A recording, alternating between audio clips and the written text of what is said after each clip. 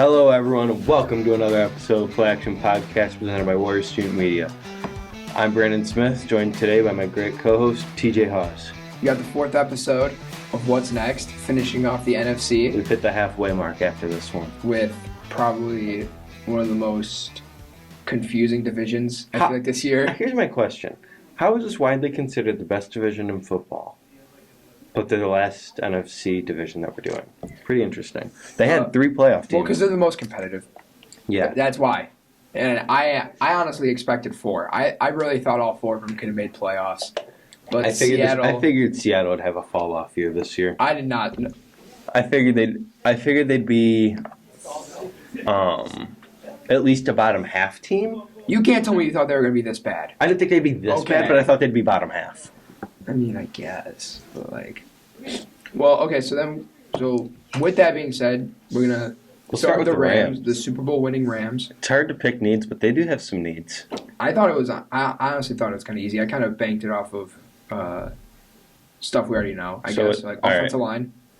I just said left tackle. I think you can go anywhere on that line except for right tackle. Right tackle, I feel like is the only spot that's really solidified. Okay. Linebacker. I just feel like those. Oh yeah. And that's like inside linebacker more so. I think those. I said strong safety. Yeah, I like that. I mean, because Jordan Fuller plays free safety. Yep. And then I said corner. Yep. And that's because Darius Williams is gone, and even with Darius Williams, they really don't have any other good corners. That's what I said too. So, jump right into the signings. I know they don't have a lot of cap space. They are negative $21 million. Oof. Or I should say $21 million over the cap. So they won't be able to go after some big guys. But I put one big name, and that is Cam Robinson. So I did say offensive line. I specified left tackle. Okay. I actually went with a good offensive tackle. Cam Robinson is a good left tackle. I don't know. He is like 25, 20. I think he's 26. And he can serve as that franchise left tackle for a while. Yeah, I put Terran Armstead because they're in win now, but we'll see. That also makes sense. Linebacker, I went cheap here. I said Juwan Bentley. I still think he plays that role solid. He'll play the same role as he does in New England. All right. Solid at everything. So I said Marcus May at safety because he's injured. He'll probably get a cheap contract, and I think he'd be willing to take a smaller contract and sign with the Rams. You know, that reminds me. I was looking back at the guys who got franchise tagged last year. There were 8 guys, and 3 of them. No one's been franchise tagged yet either. No one has yet, but there were 3 guys who got new contracts. I think it was Leonard Williams, Dak. Justin Simmons. Dak wasn't franchise. Not last year. Yeah, he was. No, the year before. He was franchise tagged the year before. No, they did.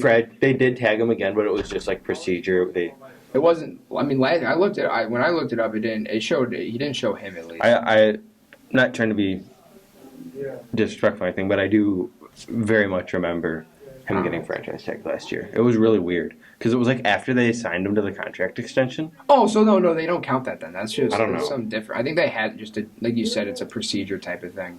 Yeah. But no, there was only out of the 8 guys who got franchise tagged, there was only 3 who had gotten signed to new contracts.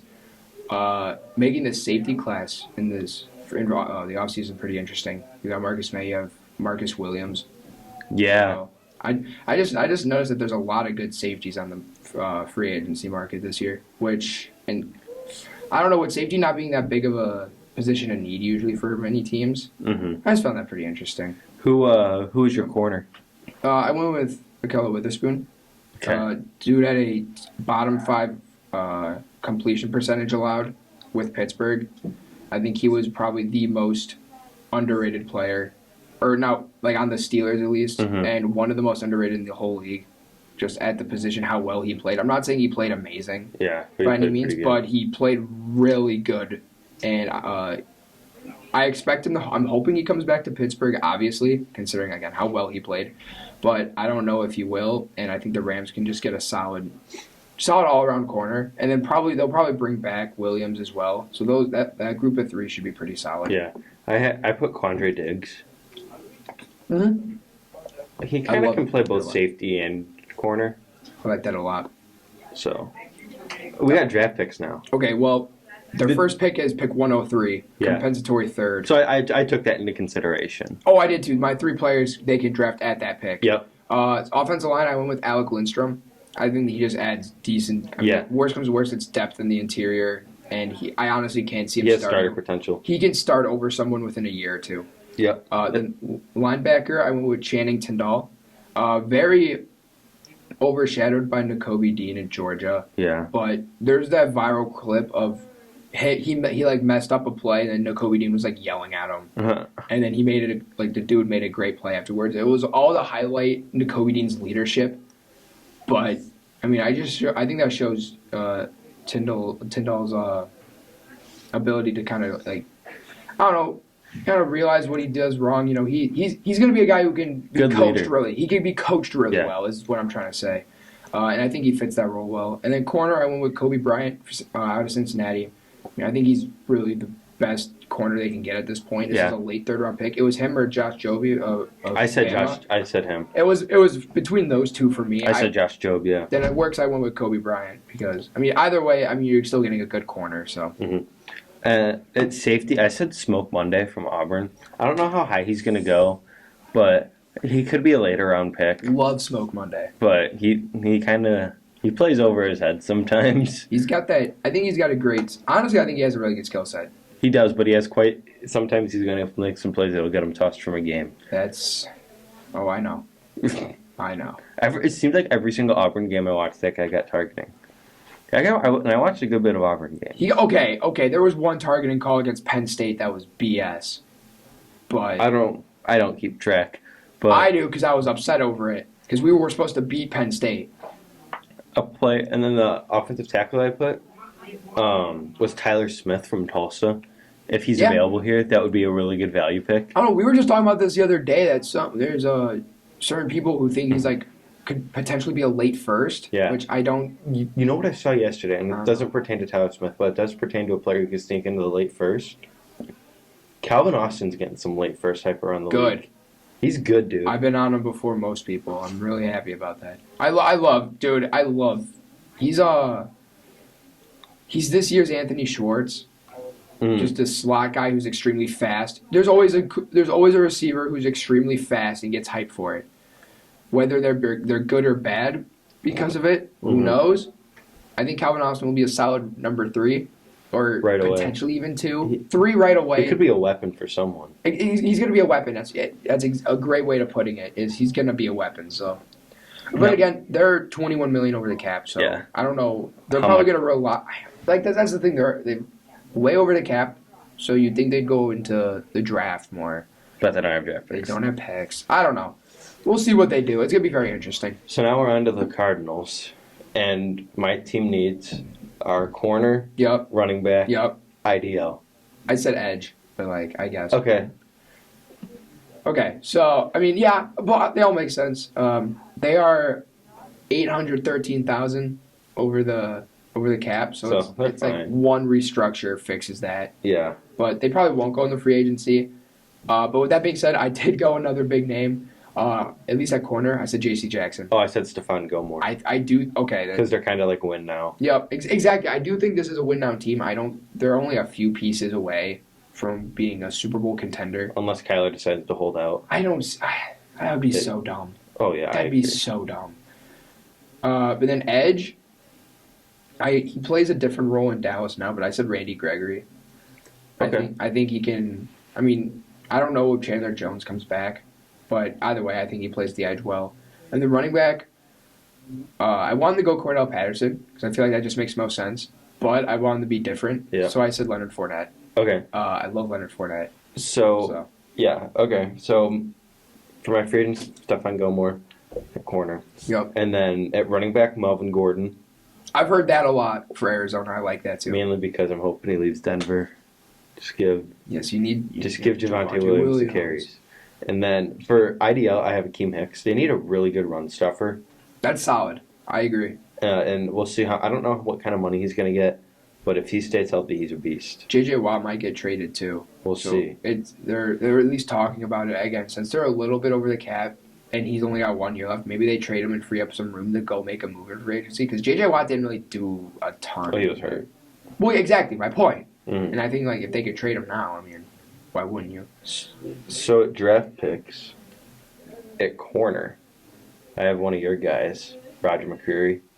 Yeah, I mean, that makes sense. I went with a guy who, or actually, no, you explain yourself first. I have Roger McCreary as like, dude, there's like literally 6 corners I would take in the first round. It's crazy. Are you taking a Lam in the first? I could.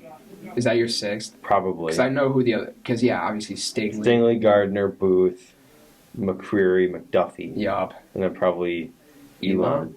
Really? There are like, people have like 3 other corners ahead of him right now, outside of those top 5. It's like Tariq Woolen's getting a ton of hype. Kyler Gordon's getting a lot of hype. Potentially. Trent McDuffie is a really good slot corner. Really? I like him more on the outside. I like him on the inside. I think he plays. he can play some safety too. He plays. Okay, I'm gonna preface this. I'm not saying this because they went to the same college, but he plays a lot like Byron Murphy. Yeah. And Byron Murphy's a piece No, I agree. outside. I agree. There aren't many slot corners in this class. There really aren't. No, I think McDuffie plays more like. Yeah. Okay. Wait, what did I say? McCreary? No, I don't even know. Okay, You might have said Kyler Gordon. I'm confused. Okay. Trent McDuffie plays a lot like Byron Murphy. I think I said McCreary by accident. You might have. McDuffie plays a lot like Byron Murphy, and I'm not saying that because they went to the same college. I mean, I see a lot of people. And then they're mocked a lot too. I see a lot of people comparing the two. See a lot of people mock McDuffie to Arizona too. I stopped doing that because of that reason. I think having 2 identical corners doesn't make sense. So yeah. For 2 more draft picks, I have Kenneth Walker, best running back in the draft class for me. It's kind of a 1A, 1B running back class with Kenneth Walker and Breece Hall. Yeah, I can see that. And then at IDL, I have Devontae Wyatt, however you say it. Yeah. Not really in the first round, maybe? That'd be a second-round pick, I think. Probably second-round pick. Very solid. I've heard rumors that, I'm not comparing him to this player, but he's going to test as freakishly athletic as Aaron Donald did. I'm not saying he's going to be Aaron Donald, but yeah, he's going to have like similar athleticism traits, which you don't see that much in an interior defensive lineman. And Aaron Donald's athleticism is absolutely off the charts. Oh, of course. Then my draft picks, I went with Andrew Booth. I don't know, he probably won't be there. I don't think he'll be there. But who knows? I mean, there are a ton of corners in this draft that teams could go otherwise. So this draft class isn't consensus like other classes have been. At any position. Not really. Yeah, I mean, Safety. Safety of Kyle Hamilton, interior offensive line, we have Linderbaum. But that's not even consensus. If you want a center, you take Linderbaum. Oh, center specifically? Yes. Yeah. If you're saying interior offensive line, I still think it's Kenyon Green. But so with like last year, everyone kind of had a good idea of who the top 3 receivers were in some capacity. Mm-hmm. And the year before. Yeah. And the year before. Like, it's usually common. Last year, the consensus top tight end was Kyle Pitts. Like, people have to do their jobs this year. So it's going to be interesting to see how the draft... There's going to be some surprises. Oh, for sure. This is going to be one of the best draft classes. It's going to be one of the most interesting. Yeah. I wouldn't say it'll be one of the best, but it'll be really interesting to see how they come off the board. Because I think there could still be some, in my opinion, like probably some of my best players in the draft, they could end up being available in round 2. To be fair, I remember last year I had Marvin Wilson as a first-round pick for a while, and then injuries, I dropped him down to like a 3rd or 4th. And then he went undrafted. Same with Dylan Moses. Dylan Moses was bad, though, in the last Exact year. Same reason. Because he had some injuries, but yes, he did play pretty bad. He had that first-round hype for a while. Again, both of them did. So, I don't know. It's the draft is gonna surprise a lot of people way more than it usually does this year. But again, for my other draft picks here, I said Trayvon Walker. I think that addresses both edge and interior. I think he fits best at a 3-4 because he can play 1 tech, he can play 3 tech, he can play 5 tech. He can really do it all. And I think getting versatility on that line is something Arizona needs. And then running back, I also went with Kenneth Walker. He's my number 2 running back, but I think he's a good. He's a good complementary piece to James Conner. It's exactly what I was gonna say. I think they bring back Conner, and Conner's gonna be more that receiving back, 3rd down back, whereas Kenneth Walker can come in on those early downs or those like 3rd and short downs and set you up. Be a power back pretty much. So I like that a lot, and that's exactly why I took Leonard Fournette as well. He'll do that same thing. All right. So now we're going to move on to the 49ers. And for as good of a defense as they have, I have all their team needs at defense. I have two of them. I got corner, Yep. linebacker. Probably don't have that. No. And that's an interior offensive line. I did consider linebacker, but I put corner, safety, and IDL. I almost put safety. I almost did, but I like Jimmy Ward a lot. I think he's pretty solid. Jaquiski Tart, on the other hand, is not good. Really. He's getting crapped on because Nope, of dropped that. the pick. Sorry, sucks. Got him. No, I'm kidding. But like there's a lot of improvement that could be done. Yeah. So I agree. So free agents, I went pretty cheap. For one of the spots at corner, I went kind of cheap. I did too. I said Xavier Rhodes. I can see that. I went with Levi Wallace. Okay. Both cheap options. I like Levi Wallace. He's a decent slot corner. Great number 2. Yeah, he's pretty decent. Safety, I put a pretty big name. I went Tyrann Mathieu. That's a good. I like that. God, that'd be awesome. That'd be dirty. I wanted. Imagine a defense with Bosa on the edge, Warner in the middle, and then Matthew at the back end. Dude, that reminds me when I wanted Jamal Adams to go to San Fran. I remember when the top 7 teams came out. I wanted him to go to San Fran so bad. I just feel like a big safety in San Fran would just be awesome. I don't know why, but Tyrann Mathieu, I think that would be dirty. Great fit as well. It's really good. And what else you got? I got Brandon Williams. Yeah, good run. He's a good run stuffer. He's older though. He's older, but they seem like they're trying to win now. If they're trying to win now, which I could see why, then yes, I could agree. That's why, for Seattle, I went with some younger guys. Yeah, I did too. Especially with my third need that they have. Mm-hmm. But I'll get to that in a minute. Well, then for my other signings, at linebacker, I went with Anthony Barr. I think he's just going to play outside linebacker in their system. I think Anthony Barr next to Fred Warner will take a lot of the pressure off of Barr. Yeah. Which I feel like he needs now that he's getting older. He's not been that great, which is weird considering Kendricks is one of the best linebackers in the league too. And hate Anthony Barr. Really? I hate Anthony Barr. Why? Because he's on the Vikings? No, because he's dirty. How? Him and Harrison Smith. Harrison Smith is dirty. I hate Harrison Smith. I know that. He ruined Mitch's career. Okay, buddy. No, but I really don't like either of them. But then I'll move on from him for you then. Don't worry. Thank you. But then for interior offensive line, I went with Ryan Jensen. I know they have Alex Mack. He's old. He is terrible. No, he's just bad. He is really bad. You mean Pro Bowler Alex Mack? Yes. Okay. Marquise Pouncey made a Pro Bowl his last year. Joking. I know, and I hate that. There's always that one guy who doesn't deserve it. Alex Mack was bad. Yeah. He was bad. Bring Ryan Jensen in. I mean, that's a clear starter. So. All right. At draft picks, I have Kobe Bryant. Yep. Makes sense. He's good. Nice. A deep analysis here. Now, this it makes so much sense. It's beautiful. Makes me happy. It wouldn't make me happy, but Jalen Petre in this defense would just be unreal. Oh, yeah. Dude, he'd be awesome. If he was still coached by Saleh, that'd just be unreal. I mean, even then, that defense is still pretty good. Defense is still good. They know how to use them. And then I have Fedarian Mathis for my last player. Interesting. I'm pretty high on Fedarian Mathis, I think. I am too. This is a good interior defensive line class. It's really good. No first-round picks. Except for maybe Jordan Davis. DeMarvin Lill's not a first-round pick anymore? I consider him just defensive line. I won't even lie. When I think of him, I've started thinking of him as more of an edge. But no, you're right. DeMarvin Leal is. I don't know how I feel about him. I still got to go back and watch him a little bit. There's just some guys I like better. I like Devontae Wyatt better, I think.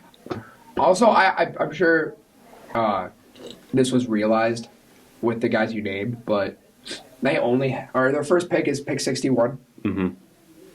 So with that, I went with Derek Kendrick at corner.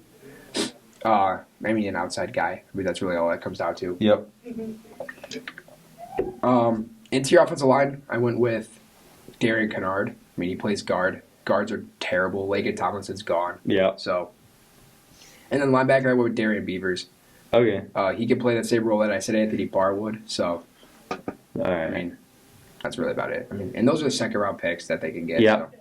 So Seahawks kind of in the same boat. For my team needs, though, I have O-line, corner. Yeah. Do you have corner? Yeah. And I have edge. Yeah. Okay. To be fair, I specified offensive tackle. I think their interior is honestly solid. No, they're not. No, they're bad. What? Yeah. Damian Lewis is good. Damian Lewis is actually pretty solid. Ethan Pochik isn't bad at center, and then Gabe Jackson isn't bad at Can guard upgrade, either. though. I mean, you can upgrade, but I just think tackles suck. So on here, I put Trey Turner. All right. I think you can upgrade it one of those guard spots. I mean, that's not an upgrade. Trey Turner, okay. Trey Turner was bad, too. Guys, sometimes guys have bad years. It's okay.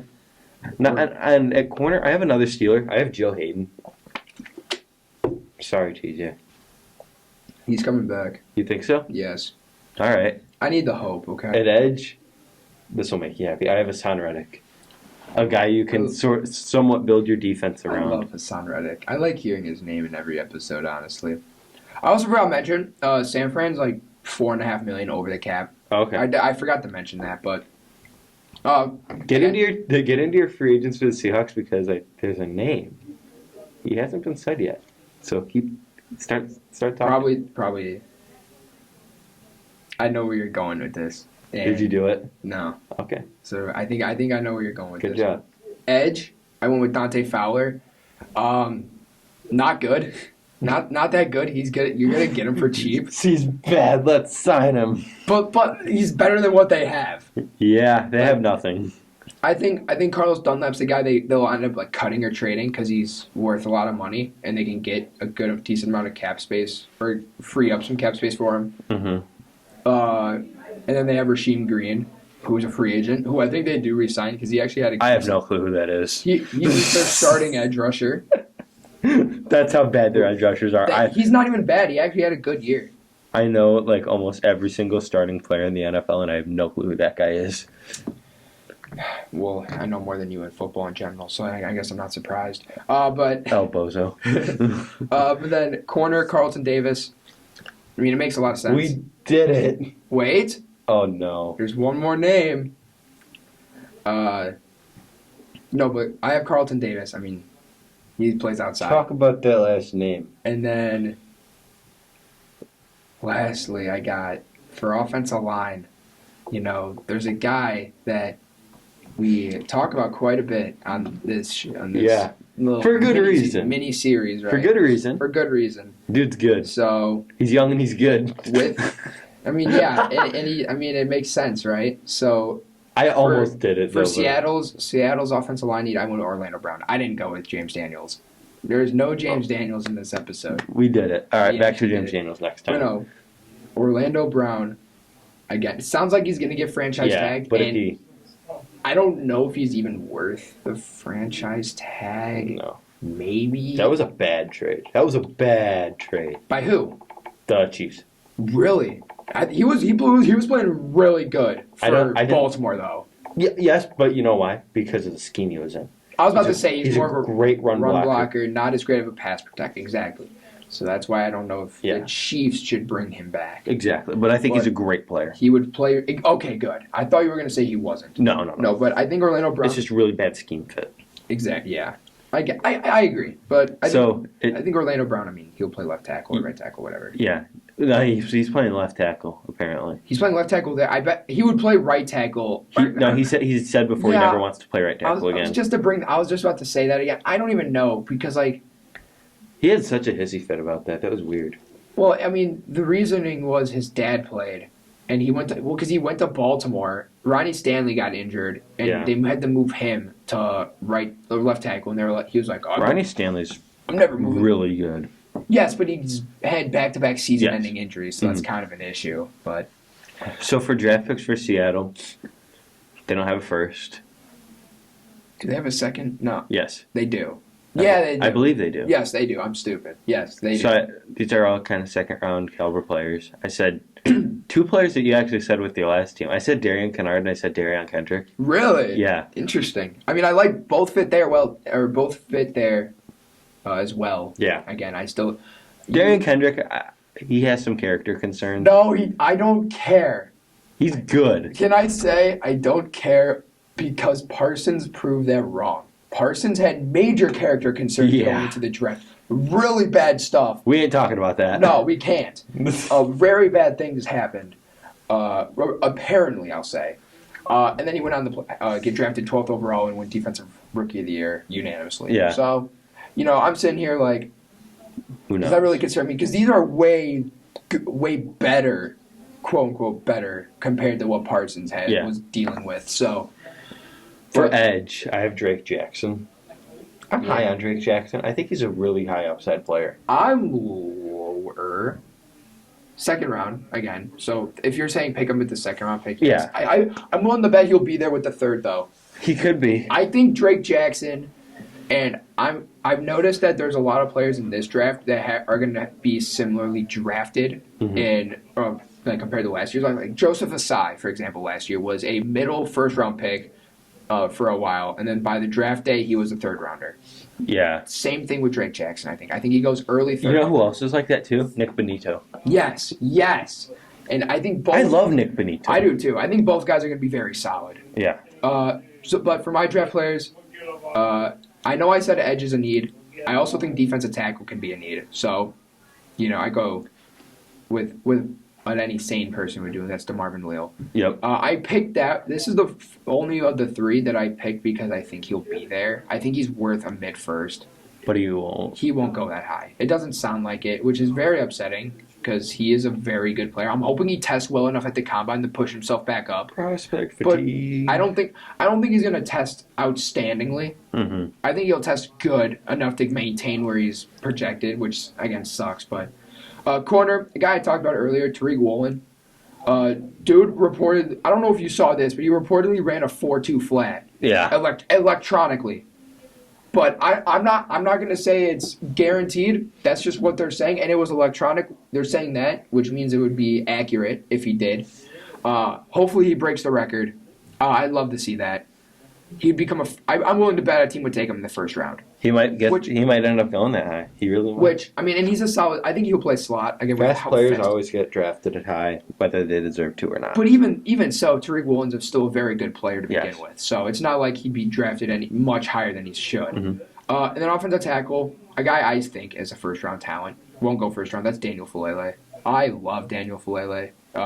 That's a lot of upside there, but I wouldn't take one. He's a well-rounded guy. He's not incredible at anything, but he's really good at everything. Plus, he's like 7'8", 500 pounds. Like pretty much. He's. I think he actually comes in at like 6'8". I think he's 6'8". 400. Yeah, he's like a Villanueva pretty much. Because Villanueva's 6'9". Is he? He's bad now, but like good Villanueva. But no, I think Falele comes and starts at right tackle right away. He could play either side. So that feels like such a Seahawks pick. Dude, I know, and I don't know why. But that is a Seahawks pick. He's so raw. They're gonna draft their guys. They don't care where it is. They're gonna draft their guys.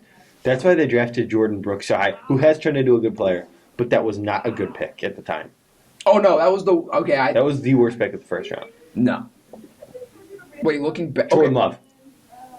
No, for me, when the draft ended, the first round ended, I said Isaiah Wilson was the worst pick. And I wasn't expecting anything like him playing 3 snaps, getting bullied on a field goal block, and then getting cut right afterwards. But I was like, I just thought he was like a second round pick, is what I thought. I was like, okay. But. Well, that does it for NFC. Oh, wait, hold on. Seattle has almost $35 million under the cap, so they're going to actually make moves. Yeah, well, I hope so. I'd like to see Seattle compete again. It sounds like Wilson's staying. I think so they know they're going to go after big names. Watch Russell Wilson for Zach Wilson, straight up. Calling it now. Bold prediction: Seattle gets J.C. Jackson. Watch it happen. Ooh, I'm gonna put that in right now. Lock it in. That'd be cool. Lock it in. Well, we're on to the AFC, and I think we're starting with the AFC South. I don't know what we're doing anymore because now I'm confused on the order. We're doing the AFC South because we're going off of seeding. Why? In the AFC. Okay. Yeah, that makes sense then. I mean, yawn because I hate the AFC South. No, dude. Actually, no. I think the AFC South might be very interesting, like free agency wise, in the draft off season. Shut up, man. Shut up. So, but that's going to do it for this episode of the Play Action Podcast presented by Warriors Student Media. Thank you guys so much for listening, and we'll be back Friday with another new episode discussing the very competitive AFC South. The very elite AFC South. So, we'll see you guys next time. Have a great day. Take it easy.